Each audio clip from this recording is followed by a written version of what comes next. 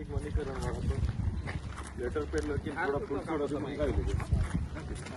આ બોર ચાલે છે કે? હા એ ચાલે. એ આંગણવાડી. આંગણવાડી પાછળ છે અને રસ્તો અહીંથી જતા હતી.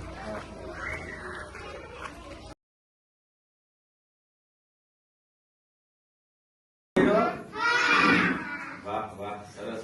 આજે કેટલા જણ નાઈને આવ્યા છે? આપણી ભાષામાં કેવું છે?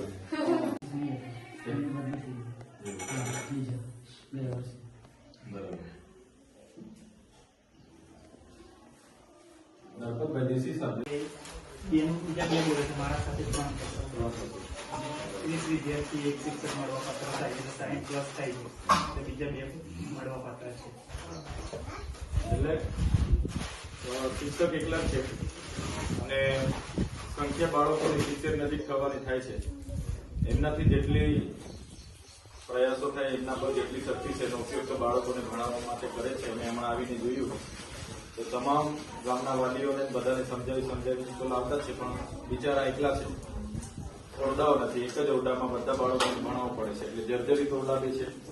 ઓરડા બનીને શિક્ષકો બીજા બે મુકાય એવી અમે પણ તમારા વતી સરકારમાં વાત મૂકીશું. નંબર લઈ લઈશું.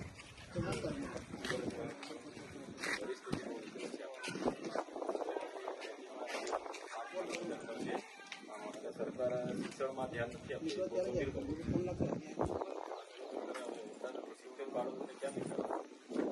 એકલા બિચારા શિક્ષક બાળકો નાના બાળકો સમજાવે તો સમજાવે કેટલું સાચી વાત છે.